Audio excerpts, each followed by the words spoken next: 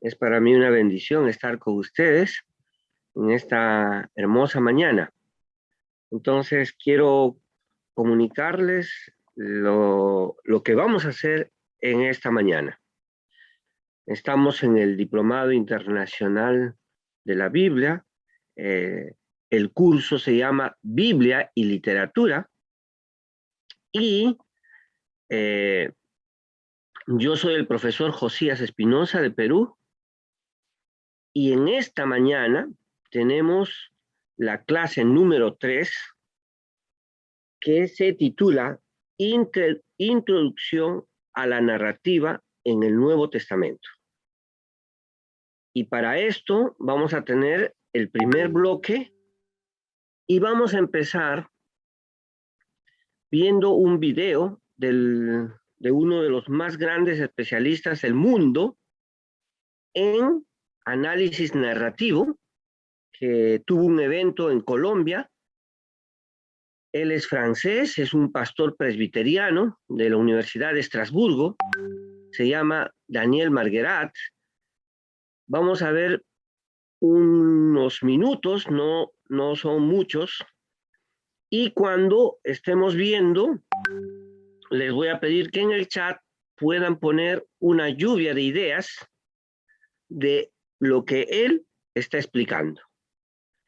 Esta clase tiene mucha conexión con la clase pasada, sobre todo la introducción, cuando habíamos dicho que el profesor Robert Alter en 1962 publicó un libro en inglés, El arte de la narrativa bíblica, y que desde ese momento creó un cambio, ¿no?, paradigmático, como dice Daniel Marguerat, un cambio total de ver la interpretación bíblica también desde el punto de vista literario. El profesor Robert Alter, que se formó en la Universidad de California en literatura, era un judío norteamericano que sabía leer el hebreo desde los 8 años, como él dice en uno de sus libros, y él propone, ya cuando le contratan en la Universidad de Berkeley, propone los primeros trabajos sobre Biblia y literatura.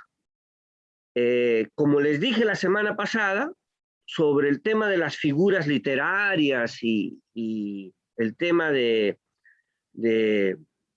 rescatar todo las cuestiones literarias, eso viene de mucho antes, de mucho antes. Siempre que se hizo interpretación bíblica, siempre se vio, ¿no?, las parábolas como literatura, los proverbios, la poesía hebrea, etc.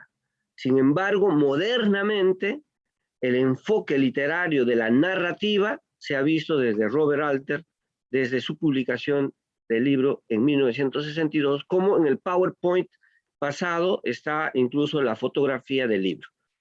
Entonces, ahora vamos a introducirnos a ver este video del profesor Daniel Marguerat, ¿no? Y así vamos a empezar este curso. Un saludo a todos desde Lima, Perú, y para mí es un honor estar con ustedes. Empecemos. Recuerden que vemos el video y en el chat hacemos lluvia de ideas. Voy a poner el audio, a ver un momentito. El video está acá, ya lo puse en el minuto exacto. Vamos a ver desde el minuto número 12.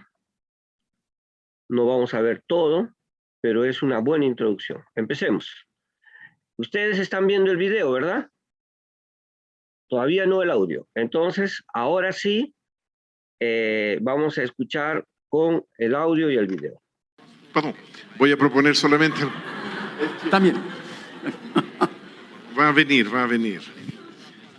Voy a hablar solamente sobre algunas bases generales del análisis narrativo, sabiendo que ustedes ya están iniciados. Et je montrerai ensuite quels sont les intérêts que l'on peut développer en appliquant l'analyse narrative au Nouveau Testament. Y seguidamente voy a mostrar el interés de los beneficios que se pueden obtener aplicando este análisis narrativo al estudio del Nuevo Testamento. L'analyse narrative est apparue dans le mouvement ou dans la montée de ce qu'on appelle les lectures littéraires du Nouveau Testament. El análisis narrativo nace en el seguimiento de lo que se ha llamado Les lectures littéraires. las lecturas literarias en el Nuevo Testamento. Vamos a seguir.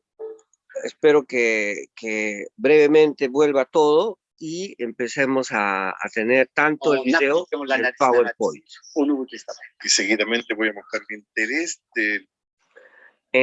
Bueno, en el video, lo primero que el profesor Daniel Marguerat nos iba a empezar a explicar es lo que les dije la semana pasada, que el análisis narrativo nace en lo que se llama los estudios literarios de la Biblia. Pero no equivocarse los estudios literarios en el sentido de que no se buscaba la figura literaria, que eran las parábolas, la poesía hebrea, etcétera. No, eso siempre se ha realizado. Sino lo que se refiere específicamente es cómo se usa la narratología que se realiza en el ámbito de la literatura, así como se analiza, ¿no?, el Quijote de la Mancha, y es por eso que la semana pasada incluso vimos brevemente un video de la literatura desde la forma secular, ¿no? Entonces el análisis narrativo viene de estos estudios, ¿no? Y el más connotado en el mundo, pues, es el profesor Daniel Marguerat. Entonces vamos a volver a colocar el video y esta vez esperamos que no pase nada por el tema del internet, ¿no? Empecemos. Los beneficios que se pueden obtener aplicando este análisis narrativo al estudio del Nuevo Testamento. L'analyse narrative est apparue dans le mouvement ou dans la montée de ce qu'on appelle les lectures littéraires du Nouveau Testament. El análisis narrativo nace en el seguimiento de lo que se ha llamado Les lectures littéraires. las lecturas literarias en el Nuevo Testamento. Ce qu'on appelle les lectures littéraires du Nouveau Testament, c'est une série de lectures qui sont nées à partir de 1970. Se trata de una serie de lecturas que parten a partir de los años 1970 et qui groupent l'analyse structurale, y que agrupan el análisis estructural, l'analyse sémiotique, el análisis semiótico, l'analyse narrative el análisis narrativo et l'analyse rhétorique. y el análisis retórico. Ce sont 4 lectures littéraires appliquées à l'ensemble de la Bible. Se trata de 4 lecturas literarias que se aplican al conjunto de la Biblia. Pour comprendre la raison de cette apparition, Para comprender la razón de esta emergencia, de este nacimiento, j'utiliserai un schéma de la communication utilizaré un esquema de la comunicación que l'on doit au linguiste Jacobson, que se debe al que debemos al lingüista Jacobson, lector, L-E-C-O-E. Voilà. Toute communication verbale entre un auteur et un lecteur Toda comunicación verbal entre un autor y un lector se déroule sur 2 axes. se desarrolla sobre 2 ejes. Il y a l'axe vertical qui est l'axe de la représentation. El eje vertical, que es el eje de la representación, Et il y a l'axe horizontal aquí en la intersección de los 2 ejes.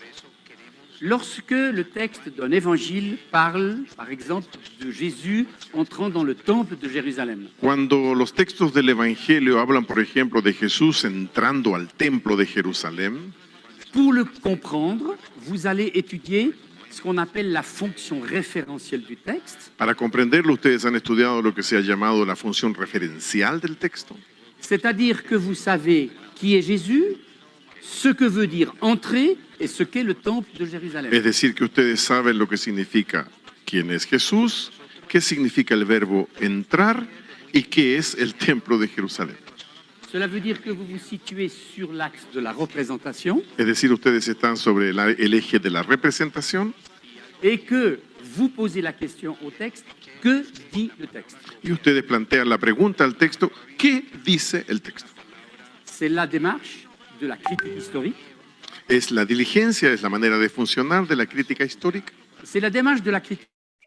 J'imagine vous appliquez le plus communément au texte biblique. Y es la manera de funcionar que uno aplica, supongo ustedes también, de la manera más común y habitual al texto bíblico.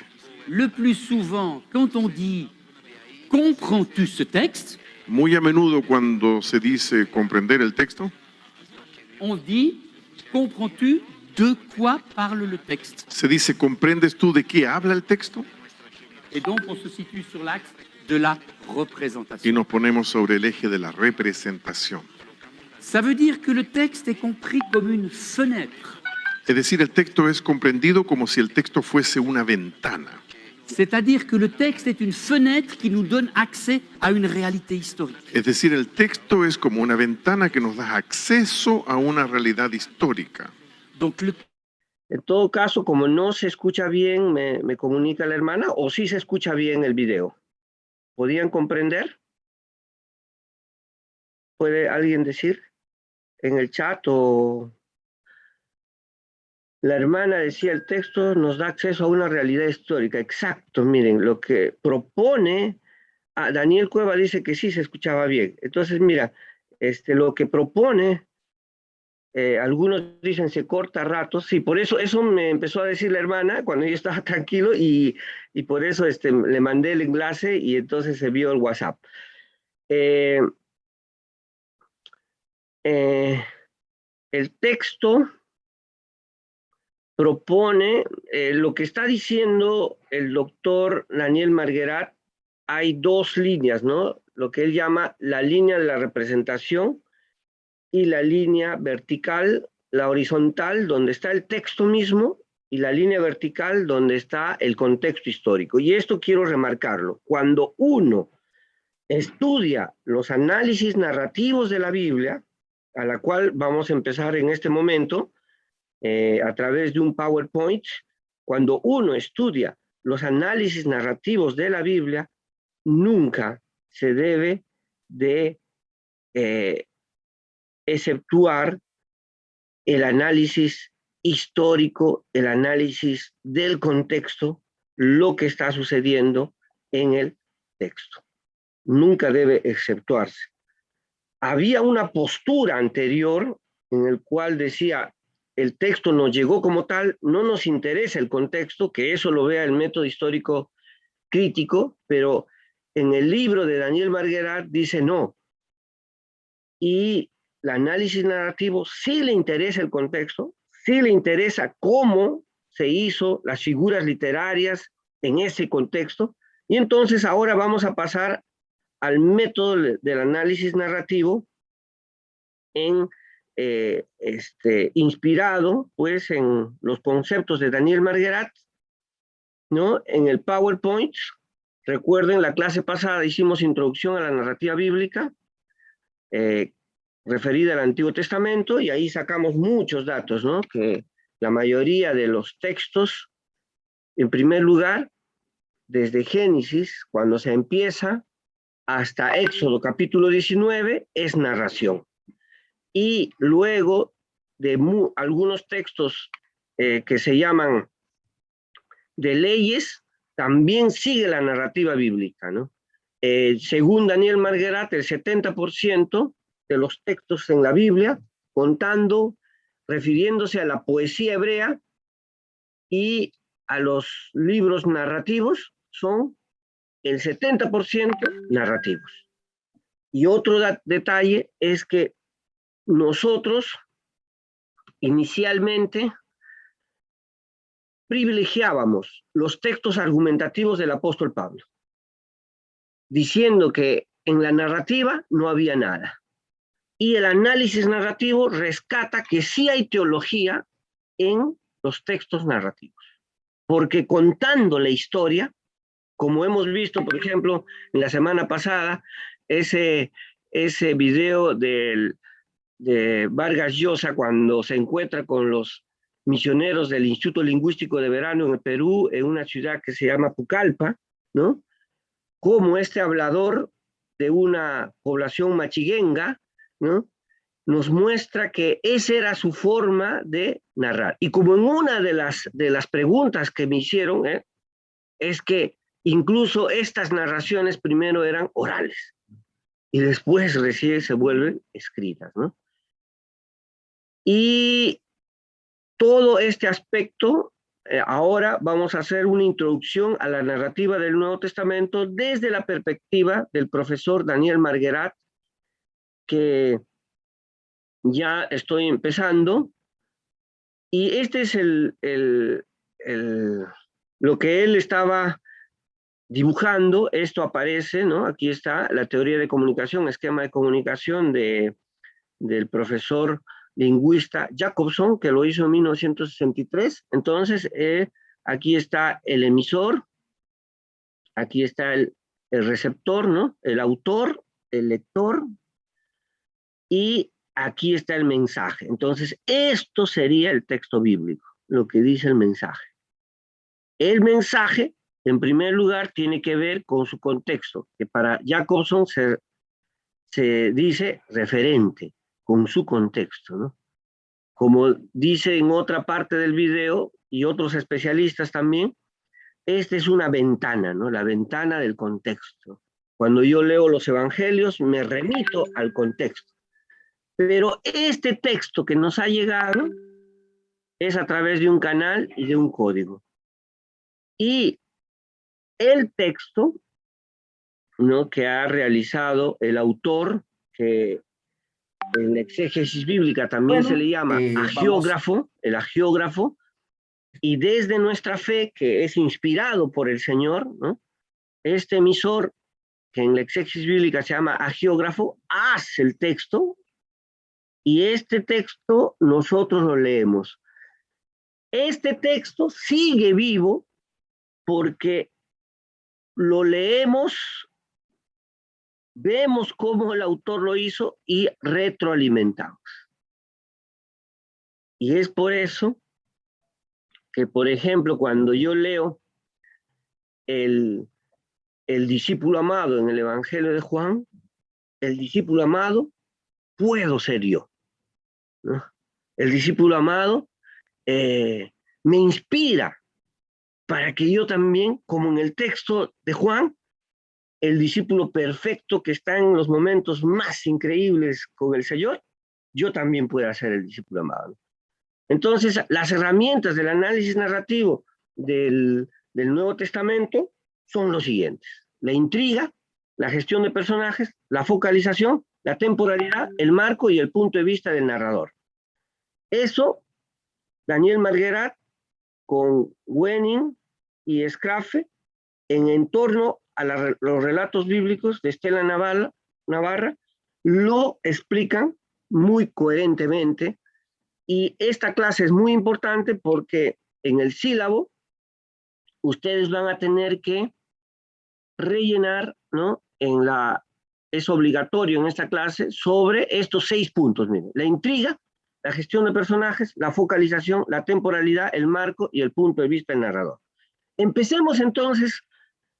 ¿Cuál es su propuesta teórica de Daniel Marguerat sobre estos 6 puntos, ¿no? Y el primero, que es la intriga.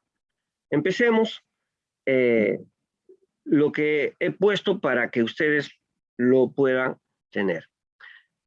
¿Qué es lo que proporciona al relato su unidad, ¿no? A diferencia de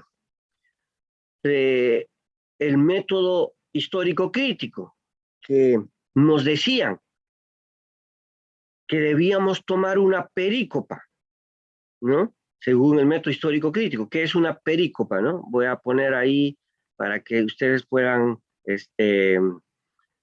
tener nuevas palabras de conocimiento. Perícopa.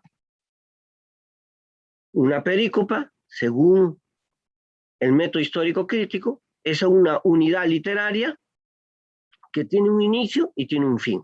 Por ejemplo, una parábola grande tiene un inicio de un versículo y un fin grande. En el caso de la parábola de la mostaza serían 2 versículos nada más, ¿no? Y esa sería la perícopa. Incluso cuando en el libro de exégesis bíblica de Gordon Fee, ¿no? El primer paso, ¿qué cosa es? Es determinar el texto que vas a estudiar. Y eso se basa en una perícopa. A diferencia del método análisis, del método histórico crítico, la narrativa no te pide que te bases a una perícopa. Te pide que te bases a toda la narración. Por ejemplo, en el libro de Hechos, si tú quieres estudiar Hechos capítulo 9, no te pide que desde Hechos 9, versículo 1 hasta el último versículo sobre la conversión de Saulo estudies. No, en la narrativa no. En la narrativa se estudia todo el texto desde Hechos capítulo 1. Siguiendo una definición tomada por Paul Ricoeur, se denomina intriga a la colocación sistemática de los elementos que constituyen la historia narrada. Si yo quiero estudiar a José o lo que los biblistas llamaban también, y lo voy a poner ahí para que ustedes puedan tomarlo en cuenta, los ciclos narrativos, por ejemplo, el ciclo de Elías, el ciclo de Eliseo, el ciclo de José, el ciclo de Abraham, el ciclo de Moisés, etc. Yo tengo que conocer toda la historia. No puedo hacer un exégesis de una perícopa nada más, sino de todo el sistema narrativo. La intriga es este movimiento integrador del relato que enlaza entre sí una serie de acciones y hace de ella una historia continua.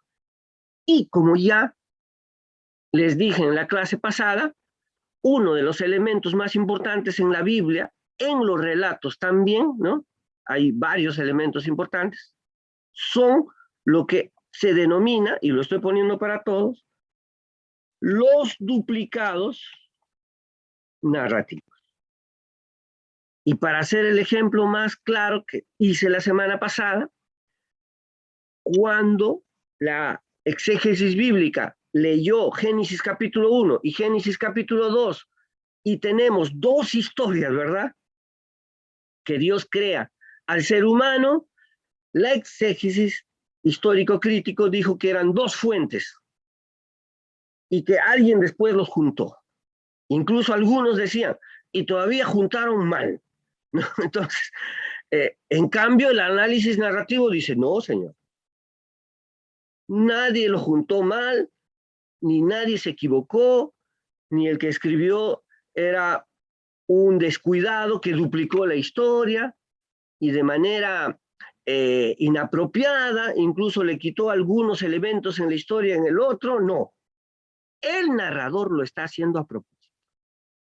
Eso dice el análisis narrativo.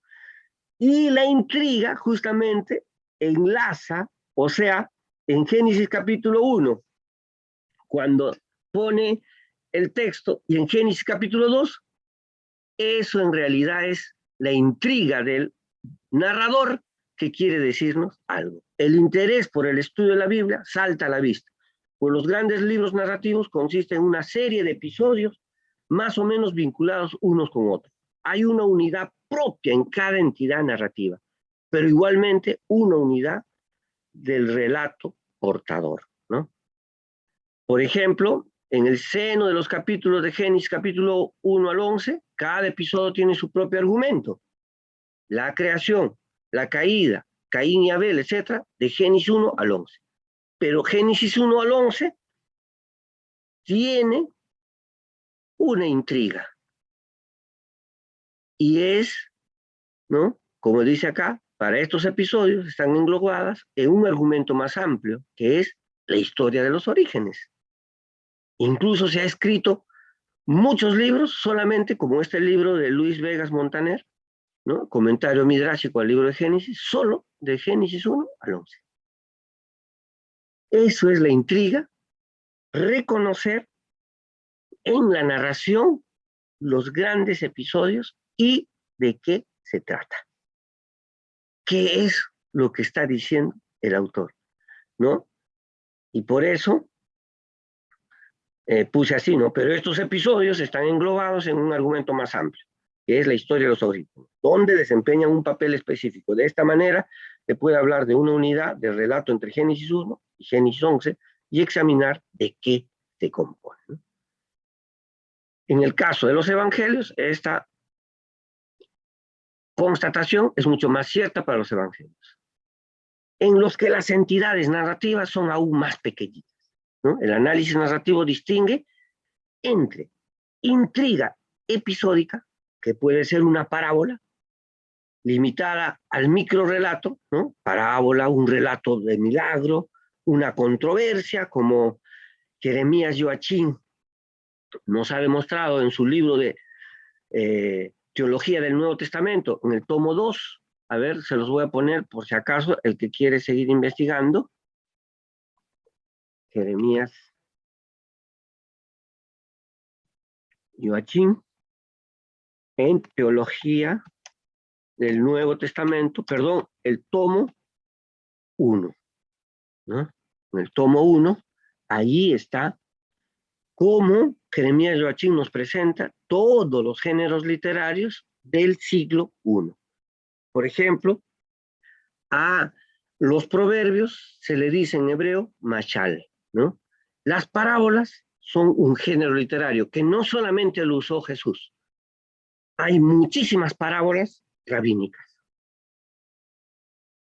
Y la intriga unificadora, que es la de relato portador. Entonces, ¿no? Por ejemplo, yo estudio una parábola. Ese sería la intriga episódica. Pero esa parábola está colocada en un episodio más grande. Reconocer ese episodio más grande, esa temática más grande, eso es conocer la intriga del texto. Un ejemplo es esto, la intriga episódica de Lucas 7, 1, 10, que lleva por título La curación del siervo del centurión, ¿no? Si yo leo Lucas 7, 1 y 10, ahí está la curación del siervo del centurión. Entonces, antes, el método histórico crítico nos hacía estudiar detenidamente hasta saciar, ¿no? Este episodio. Esto era la perícopa, ¿no? Esto era lo que se llamaba los límites del texto. También, por ejemplo, en el libro de exégesis del Nuevo Testamento de Gordon Fee. Sin embargo, esta intriga episódica de la curación del siervo se focaliza en la movilización del poder de Jesús.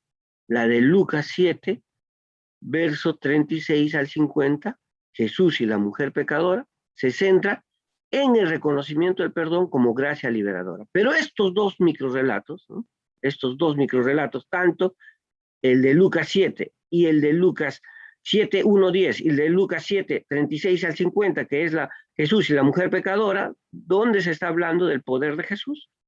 Estos dos microrelatos están reunidos en una secuencia más grande, que conduce al lector del capítulo 7, verso 1, al capítulo 7, verso 50, y en la que la intriga tematizada es el reconocimiento de la autoridad profética de Dios. Eso es la intriga en un relato. Yo estudio cuando José y sus hermanos se reconcilian, ¿no? Esa es la intriga episódica. Pero la vida de José empieza muchos capítulos antes. Y donde está ubicado toda la vida de José, tiene una intriga, tiene un propósito, tiene una enseñanza. Eso es el primer punto del método, del método narrativo para el Nuevo Testamento, la intriga. Las dos intrigas episódicas están así dominadas por una intriga unificadora de la secuencia de Lucas 7. Otras combinaciones son posibles, como el entrelazamiento de intrigas, en las que el evangelista Marcos es un especialista, ¿no? Está hablando de un tema, empieza a hablar de otro tema y lo mezcla. Esa es su forma de narrar de Marcos, pero este es el libro del que les dije al inicio, en torno a los relatos bíblicos, de Daniel Marguerat, Wenning y Escafré, el cuaderno número 127, y dice así, ¿no? La narratología dispone de varios modelos de estructuración de la intriga. El esquema quinario, hay por ejemplo un esquema en 5 puntos, señala 5 momentos, ¿no? Dice que toda narración tiene su situación inicial, su nudo, acción transformadora, desenlace y situación final, ¿no? Algunos narratólogos del Nuevo Testamento creen que todas las narraciones tienen estos 5 y esos 5 lo tratan de buscar. El profesor Daniel Marguerat también propone lo siguiente, ¿no? Otros prefieren un modelo ternario, que sería la complicación, la transformación y la resolución, ¿no? Cada modelo intenta evaluar el lugar dominante que adquiere en el seno del relato la acción transformadora que relata. La idea subyacente es que todo relato, no importa si usas el esquema quinario o ternario, la idea subyacente es que todo relato da cuenta de una transformación. ¿Qué significa? Que el relato está contado para transformar mi vida, mi pensamiento, mis valores, mi contexto. O de una adquisición, ¿no? De nueva, en este caso, en los evangelios, lo que Jesús quiere es que todos estemos en el reino de Dios. O de una adquisición o de una pérdida, es contar esta transformación lo que hace que el hecho de narrar encuentre su legitimidad. Eso sería el primer punto. Y rápidamente vamos a hacer el segundo punto porque nos queda solo 8 minutos para 10 para las 10 o 9:50 para entrar a las preguntas. Si la intriga constituye el esqueleto del relato, los personajes son ropaje, ¿no? Como en la clase pasada les dije, en el caso de la narrativa bíblica, la narratología, la historia es como una pintura, ¿no? Así como cuando estuve en París y fui al Louvre y cuando vi la Mona Lisa era tan pequeñita y había tanta gente que, bueno, la verdad es que no me detuve, pero había unas pinturas tan inmensas y tan hermosas, ¿no? Que yo miraba y la pintura era tan grande y los detalles pequeños, un niño a un costado llorando o una madre despidiéndose de su hijo, etcétera, esos detalles, eso es la gestión del personaje. Con algunos rasgos, el relato hace vivir a una serie de personajes que pone en interacción. En el Evangelio, todos los personajes están cualificados por la relación que se establece con el personaje principal. En el Evangelio, el personaje principal es Jesús. Su mensaje es el reino de Dios. Pueden entrar en una tipología, ¿no? Que algunos narratólogos, tomando tipologías, constatan con Jesús. El héroe, el antihéroe y el cómplice o el oponente, ¿no? El análisis narrativo manifiesta un prodigioso interés por examinar cómo el narrador constituye sus personajes. Los bosqueja con un rasgo, ¿no? Eso lo llama la narratología personajiano, o da cuerpo a su retrato, personaje redondo. ¿Qué dice de ellos? ¿No? Por ejemplo, ¿cómo nos cuenta de Pedro? Ahora bien, las modalidades del hablar son tanto más significativas que el hablar mismo, ¿no? ¿De dónde procede la información sobre los personajes que ofrece al lector? Por ejemplo, en el Evangelio de Juan, dice, ¿no? Y esto hacía Judas porque era un ladrón y se robaba, pues, el dinero de los discípulos. Procede de otro personaje, del narrador. Recuerden, en la clase pasada les he pedido que distingan dos cosas. Una cosa es el autor que escribe, ¿no? Por ejemplo, en Lucas y en Hechos, Lucas es el autor, ¿no es cierto? Pero otra cosa, cuando yo leo el texto, es el narrador. Es el narrador. Evidentemente, la fuente es indicadora del estatuto y la fiabilidad de la información. Tomemos la murmuración de la muchedumbre en torno a Jesús y a Zaqueo. Se ha alojado en casa de un pecador. ¡Wow! Lucas 19. El narrador lo está haciendo a propósito. ¿No? El narrador es el que da vida a la historia. Esta crítica no tendrá el mismo crédito que el enunciado del narrador. Estaban oyendo todo esto los fariseos, que eran amigos del niño. Entonces, miren, Lucas 16:14. Nota, los narratólogos hablarán, en el primer caso, de un enunciado intradiegético. ¿Qué significa esto? La muchedumbre es un personaje interno a la historia narrada, llamada también diégesis, ¿no? Entonces, el narrador hace que la muchedumbre sea un personaje, como en Cantar de los Cantares.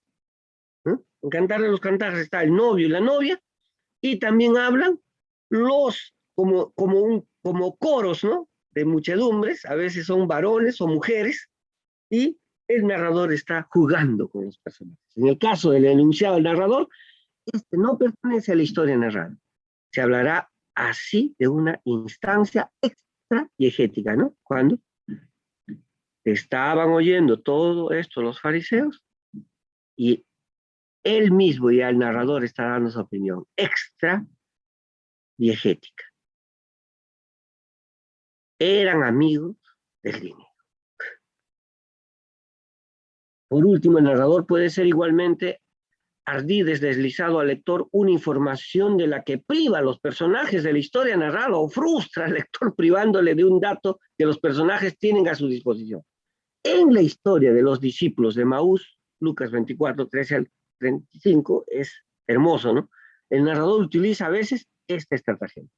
Comunica al lector la identidad del viajero que se une a los discípulos, ¿no? Pero los dos discípulos no saben que es Jesús, pero observa que estos lo ignoran, ¿no? Como está en Lucas 24, 16. Más tarde, narrará que Jesús enseña a los discípulos lo que decían de él las Escrituras, pero no apunta nada al lector sobre el contenido de esta enseñanza. Resulta apasionante preguntarse por ello, ¿no? ¿A qué apunta este doble equilibrio de la distribución de la información? Ya quisiéramos saber, ¿no? ¿Qué le enseñó Jesús a estos dos discípulos? ¿No? Ya, eso sería un libro entero. Imagínense las profecías bíblicas de Jesús, ¿no? Hechas por el mismo Jesús. ¡Wow! Eso sería extraordinario. Muy bien. Entonces, esta gestión de personajes en la narratología, en la narrativa bíblica, es importantísima. Cosa que en la exégesis bíblica, en el método histórico crítico, nos decían, ¿no? Porque yo he llevado varios cursos de método histórico crítico, nos decían que los detalles de la narración no importan mucho, sino lo que importa es el argumento. ¿Qué sacas como teología bíblica? Eso es importante. Que se inclinó, que lloró, que la muchedumbre habló, ¿eso qué interesa? Nos decían. En cambio, en la narrativa, no. Sí interesa, porque el narrador está haciendo una gestión de personajes. Hasta aquí me quedo para las preguntas.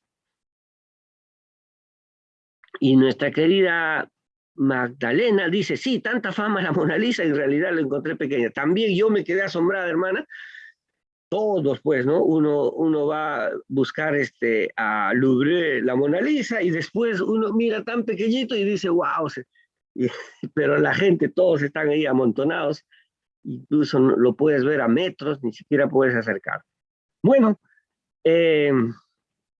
ahora hagamos, ¿qué les pareció estos dos puntos de la narrativa, que son la intriga y la gestión de personajes? Preguntas, tienen el micrófono abierto o pueden hacerlo a través del chat, pero esencialmente lo que quiero que quede en su conocimiento es que la narrativa, ¿no? Y por eso estoy poniendo, para que tengan en cuenta este libro, la narrativa, el entorno a los relatos bíblicos, es todo un nuevo marco teórico que analiza las narraciones de la Biblia. No se refiere solo a los géneros literarios. Remarco. Gracias. Adelante, mis queridos alumnos, alumnas, tienen la palabra y creo que acá hay una pregunta. César, mi querido César Sánchez, un abrazo. Si la Biblia se desarrolla en diversas traducciones o versiones, la narrativa cambiará según los textos usados. Gracias, César, mira, qué extraordinario. Robert Alter, César, en 1962 publica El arte de la narrativa bíblica y se hace la misma pregunta que tú y dice, ¿no? Entonces necesitamos una versión, una traducción bíblica que muestre de manera más grande la narrativa, dice. Y se dedicó durante más de 20 años a sacar ese comentario narrativo. Sí existe, pero desgraciadamente no está en español. Está en inglés, lo hizo en la Universidad de Berkeley con un equipo enorme de biblistas, donde hicieron prácticamente una Biblia narrativa que hasta ahora en español no ha llegado. Pero sí, mi querido César, sería un gran aporte tener ese tipo de traducción bíblica donde se exprese ya con más importancia la narrativa. En este método, ¿cuál equivaldría al clímax? Nos pregunta nuestra hermana Claudia Saavedra. Gracias, hermana. En el método de la narratología, nadie utiliza como yo también, ¿no? En varios cursos de literatura que he llevado, nos enseñan el clímax sobre todo en la dramatización, ¿no? Por ejemplo, estoy pensando en estas novelas universalmente conocidas por todos, ¿no? Sin embargo, en la narratología sí se puede expresar el clímax. ¿Dónde se puede expresar el clímax? Sobre todo en el último, ahorita les enseño, les voy a enseñar el esquema aquí está, en el punto de vista del narrador. No lleva el título clímax, pero sí es semejante. ¿Qué es estratagema? Dice Yulisa Castillo. Estratagema, en el concepto de la narratología, es que hay un esquema en la narración. Hay un esquema. Cuando el autor estuvo haciendo, ¿no?, el texto, primero dijo, voy a mostrar, por ejemplo, les voy a dar un ejemplo en Marcos capítulo 3 a Marcos capítulo 8, ¿no? Los biblistas le dicen que esa sección se habla solo de los discípulos, pero en el Evangelio de Marcos, como Ulrich Luz lo ha mostrado, tiene una característica. Todo se entiende. Todo se entiende. Entiende el centurión, entiende la mujer sirofenicia de Nación, entienden los niños, las mujeres, pero no los discípulos. Entonces, ese esquema de dramatización, los narratólogos le llaman estratagema. Porque el narrador se ha metido a ese tema. Y ahora los biblistas, si ustedes compran los mejores comentarios de Marcos de esta época, todos le dan tanta importancia a este texto de que los discípulos no entienden, todos entienden. Siguiendo con las preguntas, gracias, Yulisa. Ramiro, la intriga de la Biblia es de Génesis hasta Apocalipsis. Claro, gracias, Ramiro. Voy a decirlo como Alejandro Díez Macho.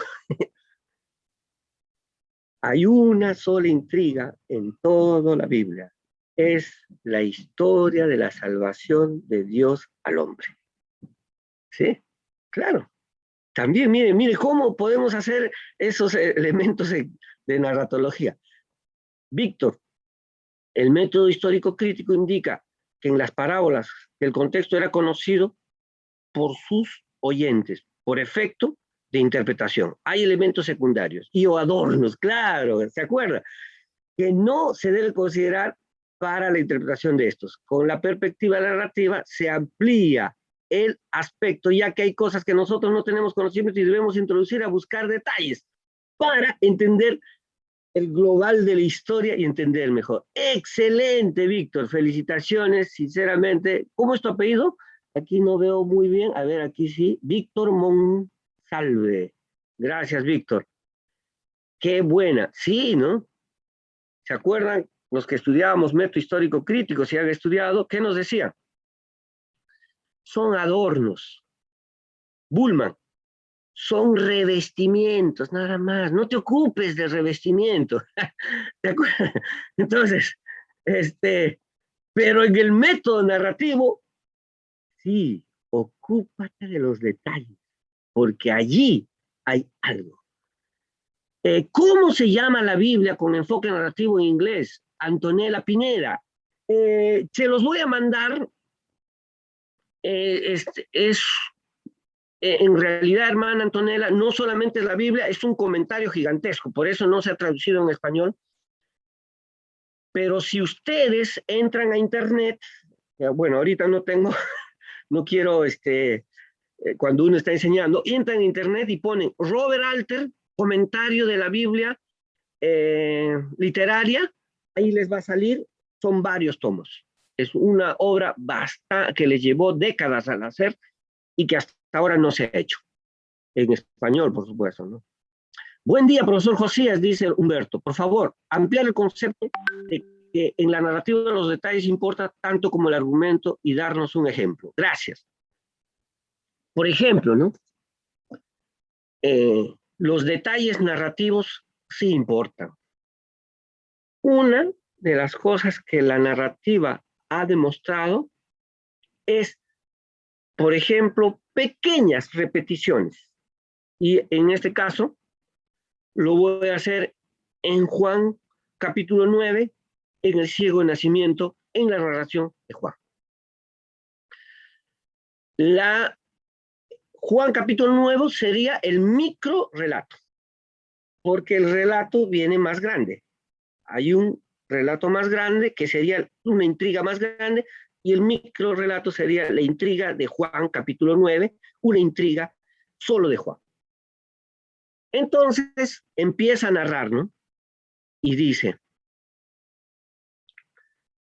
que Jesús se acerca al ciego nacimiento y dice, y era día sábado. Y entonces, y escupió al suelo, hizo barro, y era día sábado.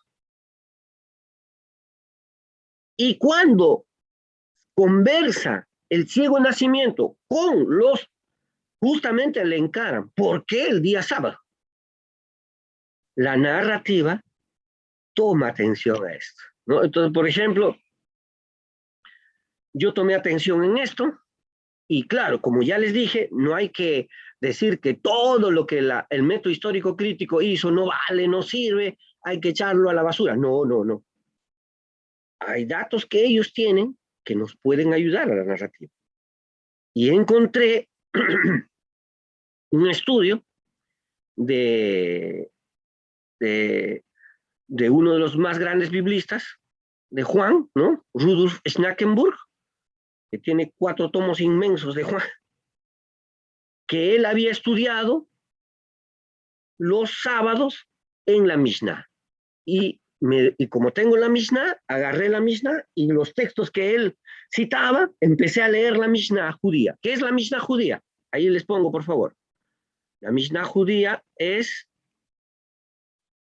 un libro importantísimo que se hizo del año 170 al 220 aproximadamente, donde los judíos pusieron toda la tradición oral escrito. Eso es la Mishnah judía. Todo exégeta del Nuevo Testamento tiene que leer la Mishnah judía, porque si no, no entendemos detrás. Y en la Mishnah judía decía así: el día sábado no se debe caminar más de 1 kilómetro, no se debe amarrar, no se debe asar. Dicho judío, el que quiere comida asada, lo hace el viernes. El sábado, si tú quieres comida asada el viernes, lo haces. Si el sábado quieres comida asada, lo haces el viernes. No se debe amasar. Y Jesús escupe al suelo, amasa el barro, lo está haciendo a propósito y le pone, no le sanó el barro, sino la fe y la obediencia, ¿no? Pero ese detalle del exégesis del método histórico crítico a la narrativa le da una nueva forma, ¿no? Bendiciones, Pastor José. ¿La intriga es parte de algún género narrativo? Gracias por la pregunta. No. Los géneros literarios son los que Jeremías Joachim y otros exégetas lo han mostrado, que son muchísimos. Por ejemplo, la narrativa, las parábolas, los milagros, los proverbios, los himnos, son géneros literarios. Y en un escrito narrativo no hay un solo género literario. Incluso en Apocalipsis, que es un género literario que se llama la apocalíptica, ponen himnos, ponen lamentaciones, que en hebreo se dice quiná, ¿no? Entonces, se pone el texto, hay varios, ¿no?, géneros literarios. Pero, ¿qué cosa es, ¿no?, la intriga? La intriga pertenece a la narratología o método narrativo, no género narrativo, sino al método narrativo. Eso. Bendiciones. La Mishnah está en español. ¿Dónde se puede conseguir? Gracias. Sí, está en español. Oscar del Valle lo tradujo. En mi editorial Sígueme, un enorme libro de casi 2000 hojas. ¿Existen varios tipos de narradores? Sí. Gracias, César. En el libro de Daniel Marguerat se explica que puede haber varios tipos de narradores. Excelente eso. Y los exégetas narrativos, como la profesora, hay una profesora Navarro, una española, que usted puede acceder a sus libros, así se apellida Navarro, tiene en Verbo Divino varios libros sobre eso, muestra cómo sí existen varios tipos de narrador. Y por último, ¿de dónde emana la voz que narra el relato? Eso sería la última pregunta, por favor, porque ya estamos a 10:05. Gracias, hasta ahí. La voz que narra el relato emana de la diferencia de Lucas. Yo soy Lucas, soy el autor del texto, pero yo creo un narrador. Ese narrador, esa voz, ¿no?, es él. Y a veces esa voz, ¿no?, por ejemplo, en el Evangelio de Juan, que es un especialista, y esto lo hacía porque iba a ser la resurrección así. Y esto lo hacía porque Jesús iba a morir en la cruz. Y esto lo hacía. Esa voz, esas voces pueden ser, como dice la narrativa, en el juego de personajes, interno o externo. La voz que narra en el relato, como dijeron, como les dije en la clase pasada, ¿no?, eso también lo dice Mario Vargas Llosa y todos los mejores estudiosos de narrativa. Hay que diferenciar el autor del narrador. En el texto tenemos un narrador y hay que encontrarlo. Y a veces es un personaje que el autor ha creado. Muy bien, gracias. Y ahora está Pablito. Quiero decirle algo a Pablo. que justamente todo este estudio de narrativa bíblica, pues, es por, bueno, el Señor siempre nos lleva, ¿no? Pero gracias a la gestión de Pablo, que me pidió que pertenezca al equipo de narrativa que propuso Sociedades Bíblicas Americanas, ¿no? Y que tuvo el bien de enviarme y viajé a México, a Chile, y tuvimos un evento acá en Lima, ¿no? El 2015, gracias Pablo, y es el fruto de todos estos años de estar leyendo libros y todo, es esta clase, ¿no? Porque yo antes era pues un,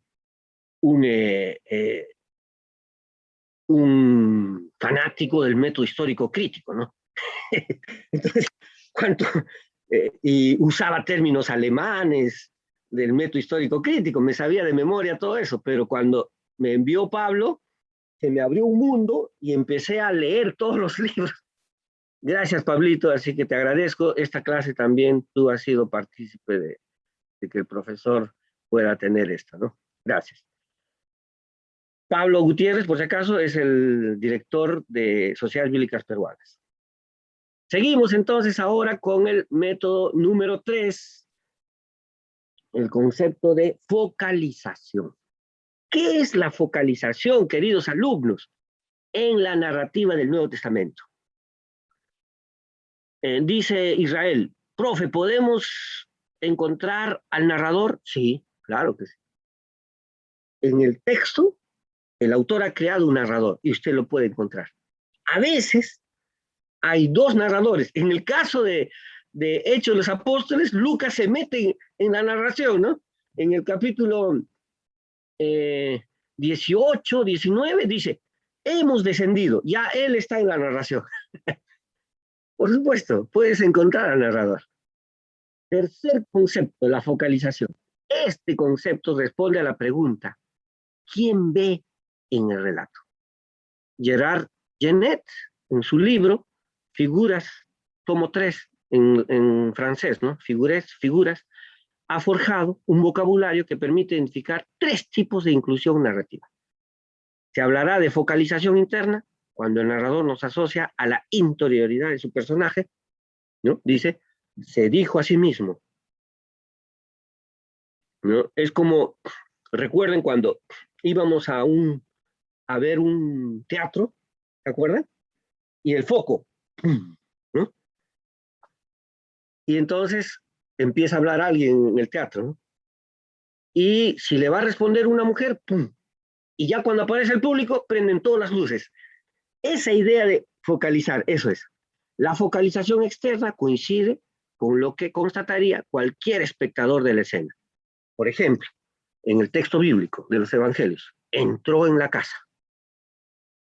Focalización 0 corresponde a una visión de gran angular donde no importa los límites del tiempo y el espacio. Estaba enfermo desde hacía mucho tiempo y venía de lejos. Wow, eso se llama la focalización 0. No importa el espacio ni el tiempo. Entonces hay 3 tipos, ¿no? 1, focalización interna, cuando el personaje se dijo a sí mismo. 2, focalización externa, cuando entran otros personajes, como en el texto bíblico, entró en la casa. Y focalización 0, estaba enfermo desde hace mucho tiempo y venía de lejos. Cuarto concepto. En la narrativa, la temporalidad es importante. Se dice que la temporalidad, junto con la relación de causalidad, causa-origen, forma parte de la definición de relato. Para algunos autores, uno define el relato cuando define la temporalidad. El tiempo se inscribe en la pasta misma del relato, ¿no? Cuando los estudiosos de narrativa dicen que el relato es como una pintura. Hay una pasta ahí, pero esa pasta, en la pintura han visto, Qué lindo, ¿no? Puede haber una pintura encima, otro color encima de otro color, ¿no? A eso. En la pasta misma del relato. ¿A qué se refiere? Cuando yo voy a pintar algo, primero le pongo una pasta, ¿no? O sea, ¿cómo? El relato no hace más que referir una sucesión de acciones ligadas entre sí en el tiempo. Juega con el tiempo el relato. Más precisamente, el relato resulta de un juego que se instaura entre dos tiempos. Vamos a ver. Primeramente, el tiempo de la historia narrada fijada por el calendario que el lector puede reconstruir según las indicaciones que le proporciona el narrador. Por ejemplo, Lucas capítulo 2, versículo 1, o Lucas capítulo 3, versículo 1. Vamos a leer, a ver esos textos acá. Abrimos nuestras Biblias, si quieren, digitales, o si tienen también en físico. Yo voy a leer Lucas capítulo 2:1 en la versión de TLA de las Sociedades Bíblicas Unidas, que es una hermosa versión para introducirnos al estudio de narrativa bíblica. Dice así: poco antes de que Jesús naciera, ¿no? Estamos en el nacimiento de Jesús, Augusto, emperador de Roma, mandó hacer un censo, es decir, una lista de toda la gente que vivía en el Imperio Romano. Miren ahí, el narrador ha puesto el tiempo de la historia narrada, fijada por el calendario. Tenemos ahí fecha, años determinados, etcétera, ¿no? Ahora leamos Lucas capítulo 3, verso 1.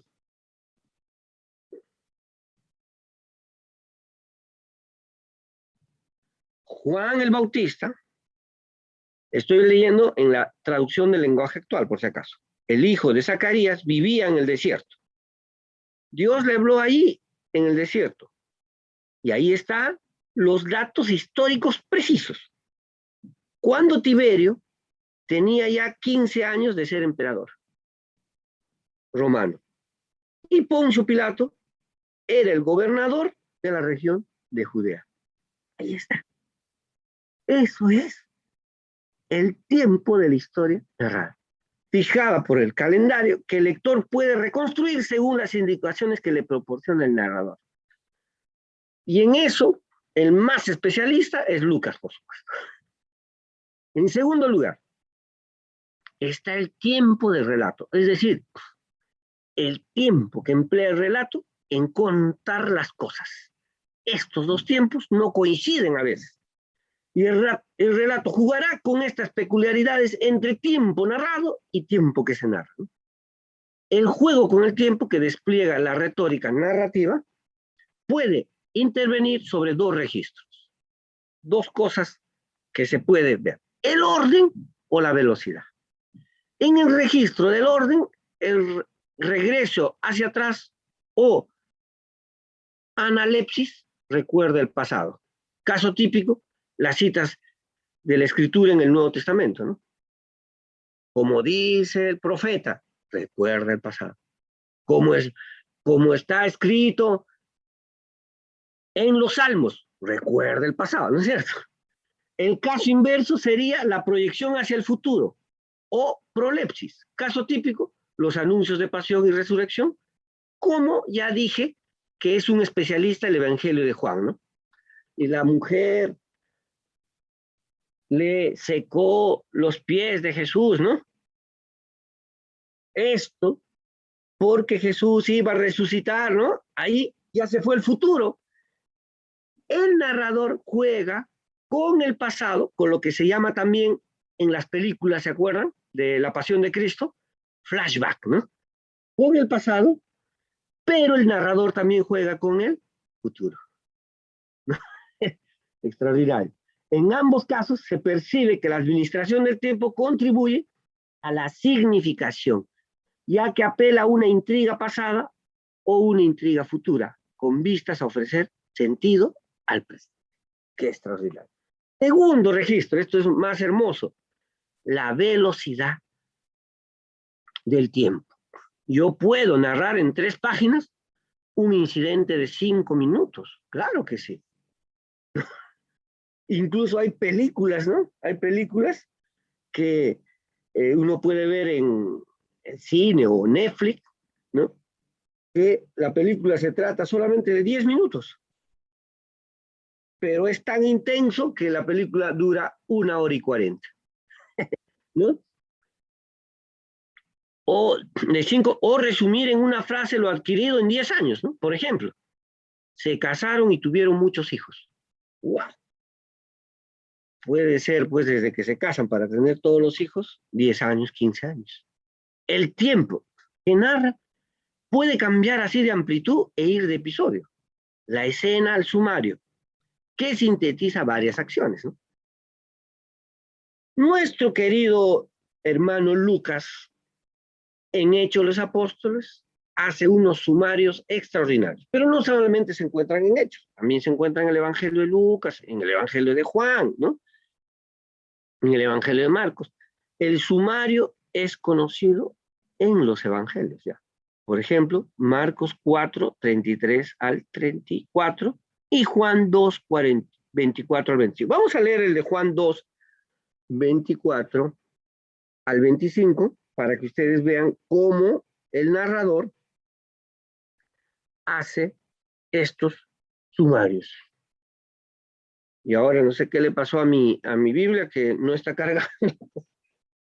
Voy a traer una Biblia física, ¿no? A ver si alguien me ayuda con... A ver. Qué raro. Pues esos son los problemas de la tecnología, pues no todo es perfecto, ni en la tecnología. ¿Alguien me ayuda a leer Juan 2, 24 al 25, si fuera tan amable? O lo puede poner en el chat para yo leerlo. Si no carga esto. No, definitivamente.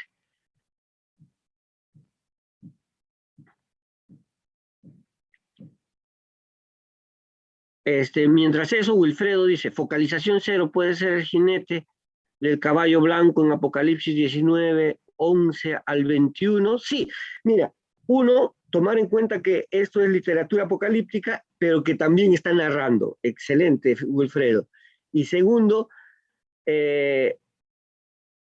cero es más amplio, porque ahí la focalización es un caballo, otro caballo, son 4 caballos, ¿no? Uno que tendría todos los caballos. Gracias, Esther, me puso. Pero Jesús mismo no se fiaba de ellos porque conocía a todos y no tenía necesidad de que nadie le diese testimonio del hombre, pues él sabía lo que había en el hombre. Dice, y ya está escribiendo en TLA, gracias hermana, Juan 2, 24 y 25, ¿verdad? Excelente. Y miren esto, cómo Jesús, cómo en el Evangelio de Juan, Juan está haciendo un resumen, ¿no?, de lo que Jesús estaba viviendo, ese contexto, pero Jesús mismo no se fiaba de ellos, empieza a hacer, en general, porque conocía a todos y no tenía necesidad de que nadie le diese testimonio. Eso, refiriéndose pues a la intriga de que Jesús tiene poder y conocía pues todos sus pensamientos, ¿no? Y el de ayuno puso Adriana, ¿no? Y perseveraban en la doctrina de los apóstoles. Eso también es gracias hermana, ese es un hermoso, hermoso sumario de Lucas en Hechos capítulo 2. Gracias. También las genealogías se afilian a este procedimiento porque están haciendo un resumen de generaciones, ¿no? La velocidad máxima de relato es la elipsis, que pasa un periodo en silencio. De hecho, un relato varía constantemente su velocidad y cuanto más quiere el narrador insistir, más ralentiza el ritmo. Aquí está mal escrito por acá. Más ralentiza el ritmo. Al interés concebido por el narrador, algunos periodos se concreta en la importancia de las secuencias que les dedica. mientras que comprime otras en breves noticias, ¿no? Y entonces ahí tenemos el tiempo, que es importante en la narración, la temporalidad, y ahora pasamos al quinto concepto, que es el marco del relato. Miren, ¿en qué se diferencia el contexto histórico de un relato al marco del relato? Esa es una pregunta que yo le voy a responder luego de explicar el marco. El color de un relato depende frecuentemente de los rasgos, ¿no? Aparentemente anódinos, o sea, por lo que el narrador fija un marco, el momento, el lugar, el contexto social.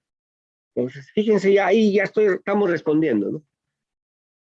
En la narrativa, ¿es importante el contexto social, cultural? Sí, pero no solo en el marco es importante el contexto cultural como en la exégesis del método histórico crítico, no.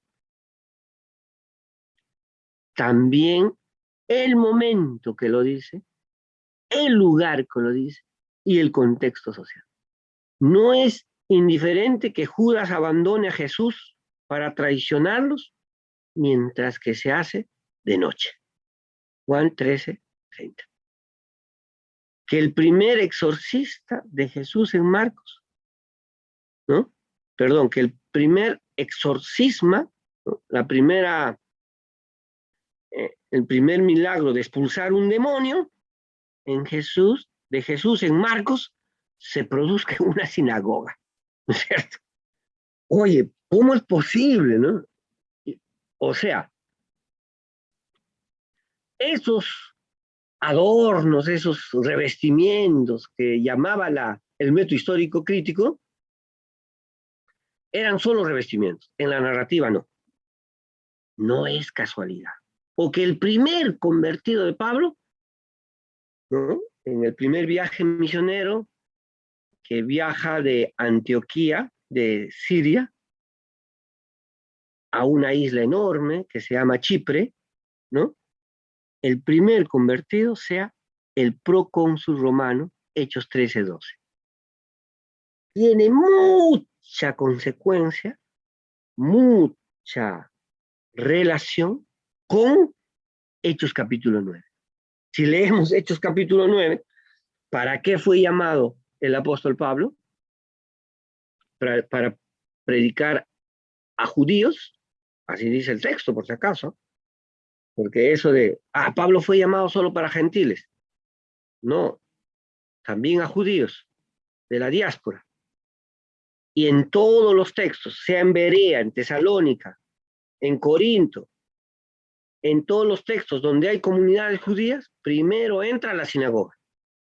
Después, incluso, da a entender el relato, mira, me estoy yendo de la sinagoga porque ustedes me están votando, me voy a las gentes. ¿No es cierto? Así dice el texto.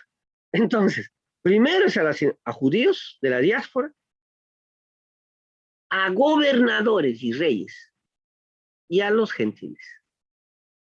Así dice Hechos 9. Por lo tanto, con Pablo, el primer converso es un procónsul romano. Excelente. Como dijera el texto del llamado de Pablo.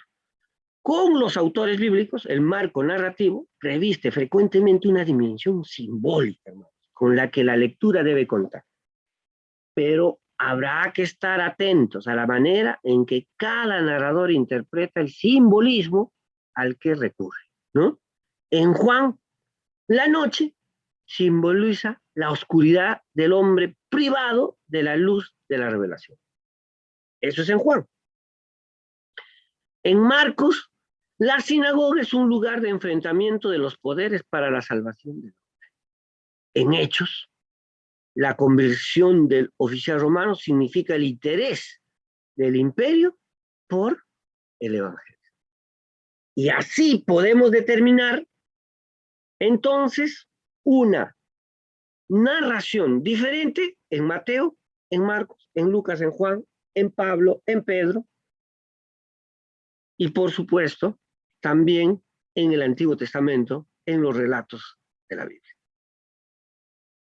Y hasta aquí hemos hecho la temporalidad y el marco del narrador. Y nos falta el último concepto de el punto de vista del narrador. Pero he visto algunos chats que tienen preguntas. A ver. Concepción, pero Jesús mismo no confiaba en ellos. Gracias por el texto, porque los conocía a todos y porque no tenía necesidad de que nadie le diera testimonio acerca de los hombres, pues él conocía lo que había en el hombre. Ese resumen extraordinario de que Jesús no necesita que le informen, ¿no? Jesús conoce todo. La cristología, por decirlo así, ¿no? El Jesús del Nuevo Testamento es alguien que conoce hasta nuestros pensamientos. Y solamente es por el poder de Dios, ¿no? Julia me dice, ¿puedo aplicar estos conocimientos para enseñar la escuela dominical o en qué casos aplica? Gracias, hermana Julia. Por supuesto, hermana Julia, que esto puede aplicarlo a la escuela dominical. Yo diría, como en el proyecto que teníamos, este proyecto que esperamos que algún día reaviva, Sociedades Bíblicas Americanas, estábamos Sociedades Bíblicas Argentina, Ecuador, Perú, México, ¿no?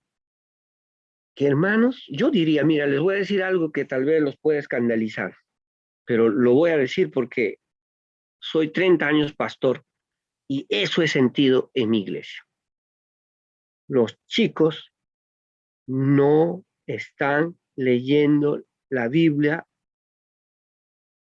porque les parece un lenguaje que no conecta con su lenguaje. Y es por eso el interés de las Sociedades Bíblicas Unidas de que se traduzca, ¿no? Los lingüistas dicen que máximo una versión debe durar 30 años.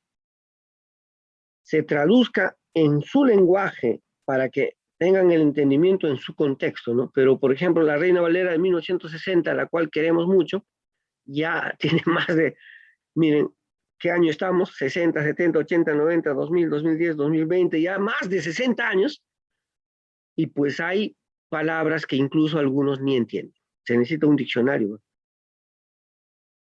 En ese caso, hermana, la narrativa bíblica es justamente, las Sociedades Bíblicas Americanas propuso, ¿no? Hacer narrativa bíblica para adolescentes, para niños, para que ellos puedan ingresar a las historias de la Biblia, ya que si no hacemos eso, vamos a perder a los niños, jóvenes y adolescentes. No están conectándose con el texto, tal vez por una traducción muy antigua, tal vez por el método de traducción de Casiodoro, que se llama literal, ¿no? Por eso los métodos de traducción moderna se llama, que lo hizo Eugenida, un especialista, ya no es literal, sino es un método más simbólico. Yo creo que sí se aplica, hermana Julia. Alejandro, y hay también muchas otras cosas que hizo, las cuales si se escribieran por... ¡Claro, Alejandro! ¡Excelente! Eso en el Evangelio de Juan es lo que estábamos hablando de condensar la historia. Por supuesto, Juan. Excelente, excelente. Entendiste correctamente. Ramiro, ralentiza, está bien. Ralentiza, está bien. Ah, gracias, Ramiro. Entonces, verificaste. Disculpen, está relacionado con más lento, con...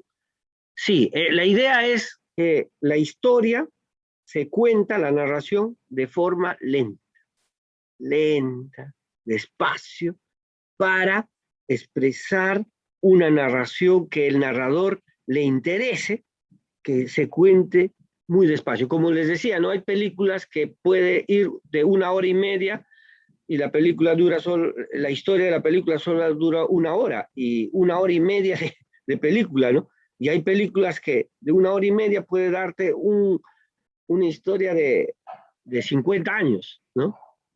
Por ejemplo, en una película dice así, después de 10 años, ya se fue. Entonces, en cambio, el narrador a veces lo cuenta de forma lenta. Gracias. Edwin Juan 5, 28, 21. No se sorprenda de lo que digo, porque va a llegar el momento en que los muertos oirán la tumba y saldrán. Entonces los que hicieron lo bueno volverán a vivir y estarán con Dios, pero siempre volverán y serán casi. Claro, ese es un resumen de lo que va a pasar, ¿no?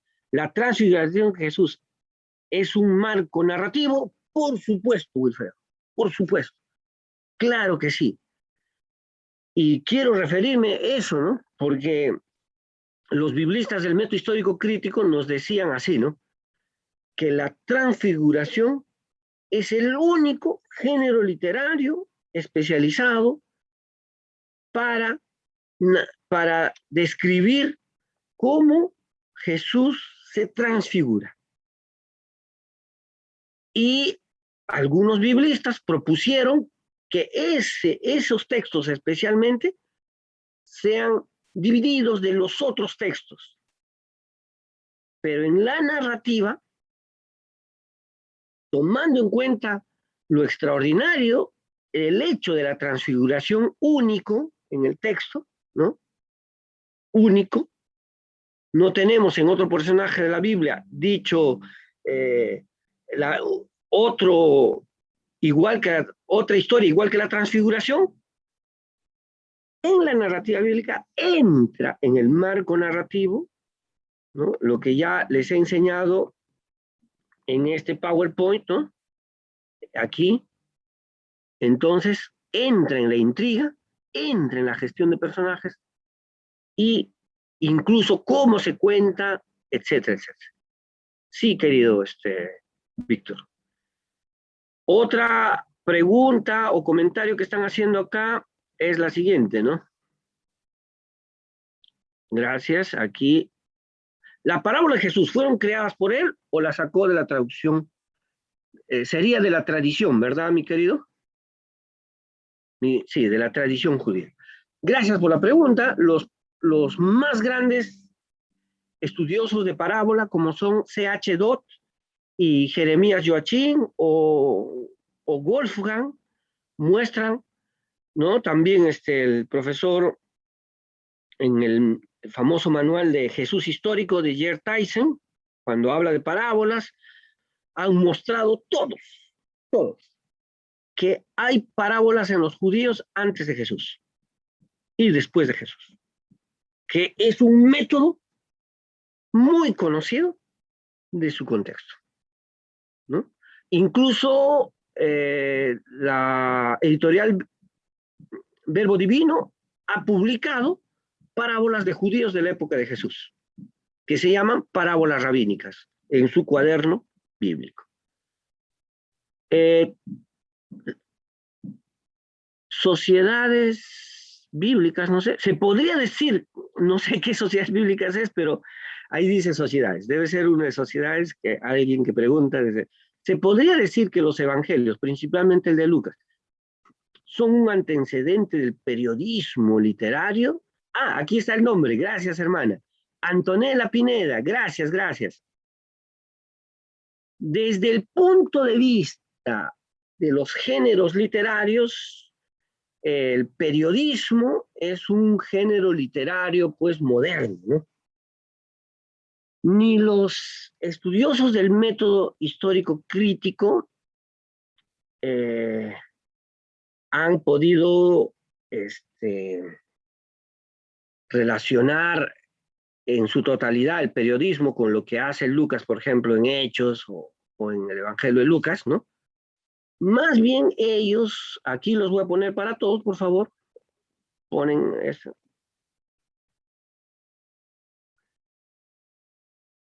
Lo consideran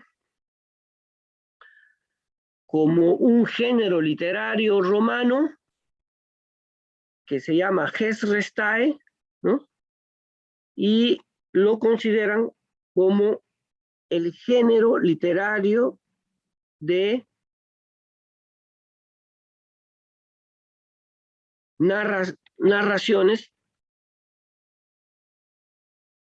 de grandes narraciones épicas. Así lo consideran los exégetas, pero claro, eso no evita, ¿no? O sea, estamos hablando desde el punto de vista de los biblistas, de los exégetas, ¿no? No conozco un exégeta que diga, ¿no?, que Hechos de los Apóstoles es del género literario del periodismo actual, pero sí tiene concordancia con el periodismo actual. ¿En qué sentido? A ver, también investigando esto, Humberto Eco, ¿no? Humberto Eco, y también en el video de Mario Vargas Llosa se habla de la novela histórica, ¿no? ¿No es cierto? Entonces, el género literario de Hechos y de Lucas es eso. Es, en el caso de Lucas, según los estudiosos, un género literario que se llama Evangelio. Por si acaso, si ustedes analizan, estudien todos los libros de evangelios, se le denomina género literario evangelio, así. ¿Ya?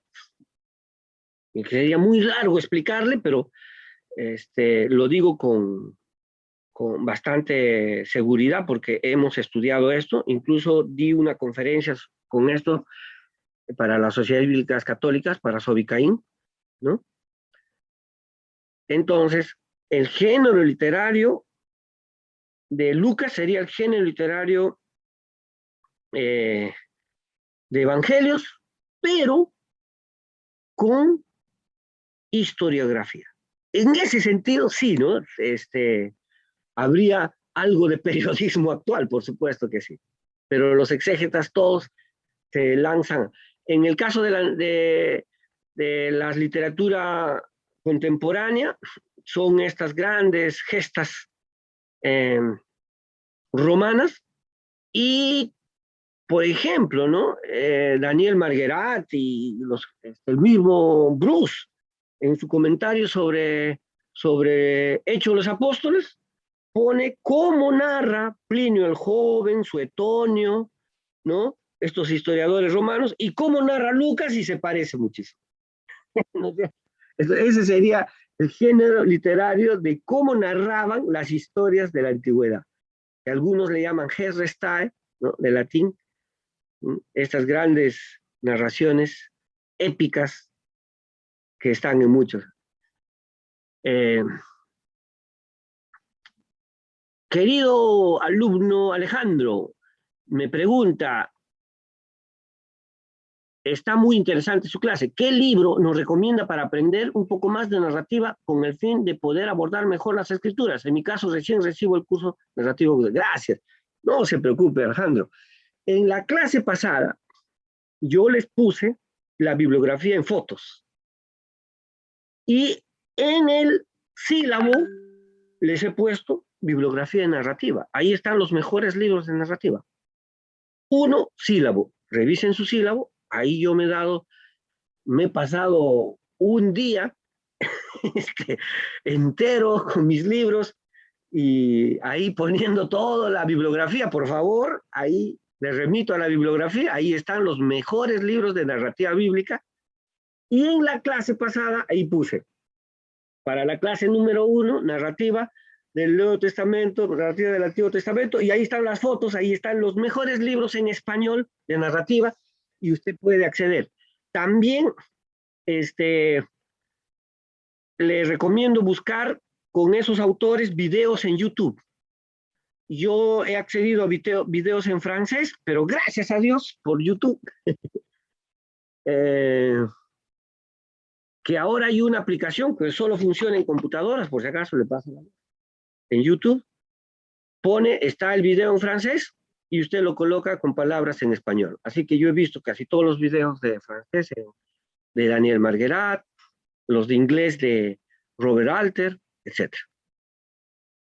Excelente, no se preocupe, Alejandro, más bien gracias por la pregunta, porque así también nosotros pueden saber. ¿Cuál sería el autor más adecuado para nosotros los estudiantes? Para mí, el que yo estoy usando es Daniel Marguerat, por dos razones esenciales. Uno, porque es un biblista evangélico de la Iglesia Presbiteriana de la Universidad de Estrasburgo de Francia. En la Universidad de Estrasburgo hay católico y protestante. Él pertenece al lado protestante. Y dos, porque su método es uno de los más reconocidos en el mundo. Vamos a estudiar entonces ahora el último concepto, que se llama el punto de vista del narrador, que tiene que ver con lo que les dije antes, también podría ser con el éxtasis, también se puede ver en el punto de vista del narrador. Voy a ponerme mis audífonos para que no se introduzca sonidos externos. Me dan un minuto, por favor, que está muy enredado este audífono. Voy a poner mis audífonos. Gracias. Disculpen la demora. No quiero que se introduzca ningún sonido. Y a veces, ¿me escuchan bien? ¿Me pueden decir? Sí, ¿verdad? Estoy ya con mis audífonos. ¿Me escuchan bien? ¿Me pueden decir ahí en el chat? ¿Sí? Excelente, Betsaida. Gracias, gracias. Sexto concepto para finalizar. El punto de vista del narrador. Ningún narrador, y singularmente el narrador de la Biblia, tanto en el Antiguo y Nuevo Testamento, es neutral. ¿Qué sistema de valores subyace a la narración? Por ejemplo, ¿por qué a Lucas le interesan mucho los niños y las mujeres? Y nos narra sus historias. Más que Marcos y Mateo. Más que Juan. Por ejemplo, los exégetas han dicho que según los documentos que se han encontrado en sobre Juan capítulo 9, el ciego de nacimiento, hay narraciones de judías que todo ciego andaba con un niño pobre que le llevaba de un lugar a otro. Y en Juan 9 no encontramos al niño, solamente al ciego de nacimiento. ¿Quién le trasladó al estanque? Puede haber ido solo, eran mejor, eran más indicadas los caminos para los ciegos en el siglo I que hoy. No se cree eso, parece que un niño debió llevarle, pero en el relato no está. ¿Pero por qué Lucas se interesa por los niños? Ahí está, pues. No es neutral, su narración tiene algo que decirnos. ¿Dónde se percibe la ideología que existe en el relato? ¿Qué nos quiere decir el autor? ¿Qué jerarquía de valores presenta? O a veces subrepticiamente, ¿no? No se nota, pero está. Pues existe sutileza por parte del narrador para inducir al lector a una simpatía o antipatía respecto a un personaje de la historia narrada. ¿Cómo procede, no? Por ejemplo, hablando de Pablo y las mujeres, ¿no? Hay textos bastante controversiales, ¿no? Por ejemplo, en 1 Corintios 14:34, las mujeres callen las congregaciones y si quieren preguntar algo, pregunten a sus esposos en casa, ¿no? O en 1 Timoteo 2:9, no permito a la mujer enseñar, 1 Timoteo 2:9, ¿no? O el texto de 1 Corintios, ¿no? Bueno le sería al hombre no tocar mujer. O sea, sería... ¿Por qué dice eso Pablo? ¿Qué piensa de las mujeres? ¿Basta esos 3 versículos para ponerle a Pablo como enemigo de mujeres? Le voy a poner acá un método que usan los exégetas que se llama intertextualidad.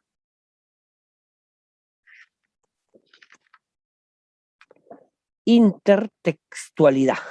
Ese es un método de la exégesis bíblica que nos enseña, ¿no? A tener no solamente un texto, sino varios textos, ¿no?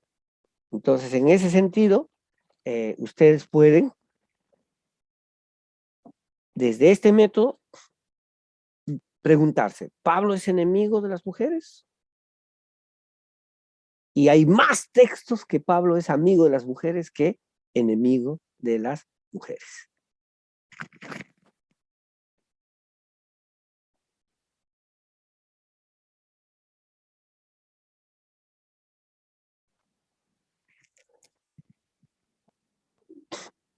Siguiendo con esta enseñanza,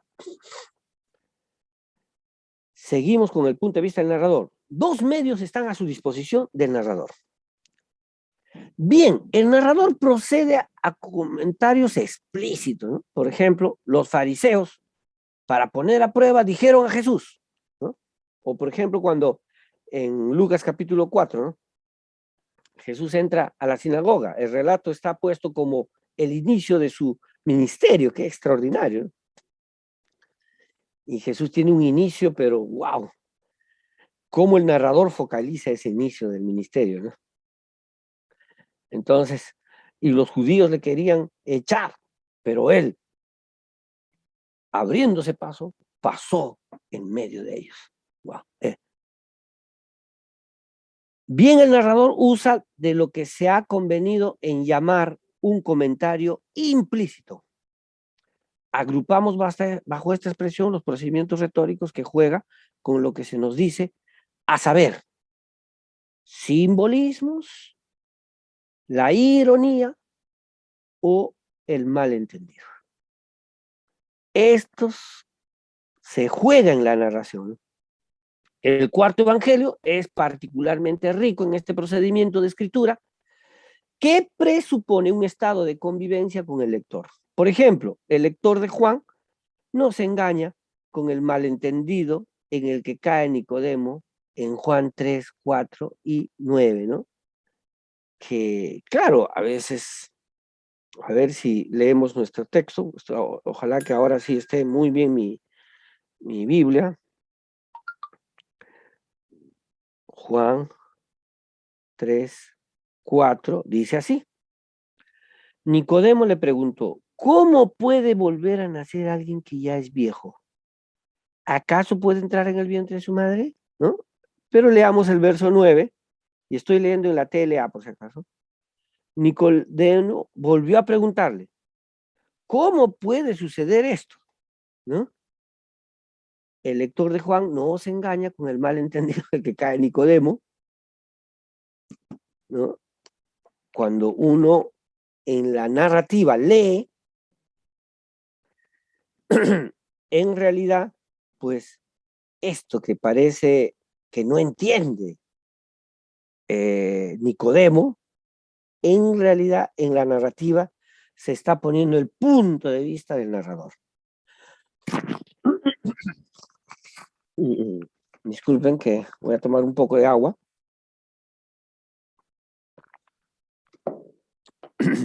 Seguimos. Hacer de la cruz el lugar de exaltación de Jesús es un procedimiento de la ironía juánica que el evangelista no explica nunca. Nunca nos explica, pero pone la cruz, ¿no? Vamos a leer solo un texto de eso en Juan 8:28. En la TLA dice, por eso les dijo, ustedes sabrán quién es en realidad el Hijo del Hombre cuando me cuelguen de una cruz. También sabrán que no hago nada por mi propia cuenta, sino que solo digo lo que mi Padre me ha enseñado. ¡Qué extraordinario! Entonces, ahí esta ironía juánica nos explica el lugar esencial de la cruz en la exaltación de Jesús, lo que Jürgen Moltmann, en su libro clásico de la teología, se llama El Dios crucificado, nos dice que el lugar de la máxima humillación, tomando en cuenta, hermanos, que los judíos no practicaban la crucifixión de personas muertas, perdón, vivas. No practicaban la crucifixión de personas que estaban vivas. Los judíos practicaban la crucifixión de personas muertas, como lo señala el Antiguo Testamento. Cuando alguien está muerto, lo cuelgan en un madero. Y que ese significa que es inmundo, incluso ya ese colgado en el madero no puede ni enterrarse en el lugar de entierro de su familia, que para los judíos se llama Betá o casa del padre. No puede enterrarse, porque lo puede hacer inmundo a todos los muertos que están ahí. Por eso Jesús va a ser enterrado en un lugar nuevo que José de Arimatea pone. ¿No es cierto? No hay nadie ahí, solo está él.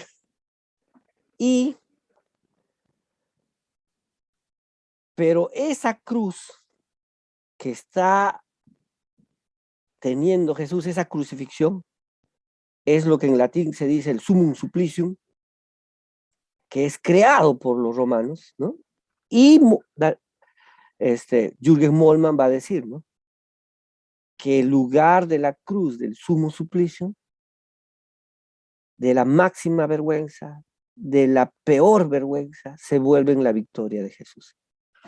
Pero eso, el punto de vista del narrador nos está mostrando. Y ahí se puede llegar a lo que antes decíamos éxtasis, ¿no? Porque ese es el punto de vista del narrador, en realidad es la enseñanza total del narrador. Gracias, hasta aquí les he compartido estas 6 herramientas. Recuerden que estas 6 herramientas ustedes tienen que colocarlo en su tarea y entramos a momentos de pregunta. Ya solamente tenemos 3 minutos. Gracias. Pero gracias a Dios que en la clase hemos tenido varias respuestas, no necesariamente después de la exposición, sino en la exposición. Adelante, para terminar, porque nos queda ya solo 3 minutos, porque 10:55 tenemos que entregar la clase según lo programado. Bueno, ya algunos me dicen, excelente clase, dice Claudia. Gracias, Claudia, que Dios le bendiga por sus palabras. Y espero que todo esto que uno, pues, el sumario en el templo, por favor. ¿A qué se refiere el sumario en el tiempo? Dice... el sumario del tiempo, querida hermana, es lo que hemos estado cuando... ¿Se acuerda que estuvimos estudiando 6 conceptos esenciales, ¿no? Que son la intriga, la gestión de personajes, la focalización y la temporalidad. En la temporalidad se trabaja el tiempo y ahí está el sumario, sumarios de... que el texto nos da, ¿no? Sumarios. Ahora, si se refiere a hacer un sumario de la temporalidad, es que en la narrativa el tiempo de la historia es narrada y es muy importante. Hay un tiempo, el relato juega con el tiempo narrado y el tiempo en que se narra, ¿no? Y esto deviene a 2 cosas, ¿no? El orden o la velocidad. Eso es muy importante. Y ustedes con el PowerPoint van a hacer la tarea. ¿Puede profundizar la ironía juánica, por favor? Sí, cuando les hemos enseñado el tema del punto de vista del narrador, hay una ironía grande, ¿no? Como el lugar más grande de la historia es la cruz. La cruz es el lugar del hombre el más despreciado. el más terrible. Incluso estaba prohibido para un ciudadano romano morir en la cruz. Esto que es el lugar más terrible, Juan lo vuelve en el lugar más especial. A eso le estamos llamando ironía juánica. Gracias. Una bendición. La clase no había escuchado estos 6 conceptos explicados así, profesor. No había escuchado antes. Gracias. Es justamente el método narrativo de Daniel Marguerat. Nosotros, ¿en qué tipo de narrador nos convertimos? Gracias. Clever. Calahorrano, ¿de qué país será nuestro querido hermano Clever? Calahorrano, pero un abrazo desde Quito. Gracias, querido Clever. Hermoso Quito, conozco.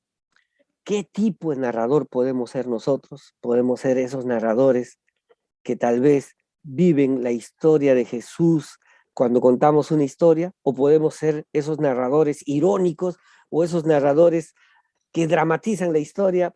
Podemos construir, Clever, una narración nosotros también. Y como también en la primera clase les expliqué, nosotros vamos a completar la narración del texto. Podemos ser los Pedro, ¿no? Que niega a Jesús y que después está con Jesús. En el Moodle no existe esta tarea. No está la tarea del Moodle. No, entonces no se preocupe, si no está la tarea del Moodle y está solamente dar el concepto de las 6, excelente. Disculpen si me he equivocado. Si no es obligatorio, ustedes pueden ponerlo para su mejor enseñanza. Un abrazo a todos y por último, pienso que podamos una narración contextualizada de la palabra de Dios. Sí, podemos hacer una narración contextualizada de la palabra de Dios, sobre todo para estos chicos, jóvenes, adolescentes que viven en un mundo digital. Hay que narrarles de una forma distinta. Un abrazo a todos, cariños desde Perú y hasta la próxima.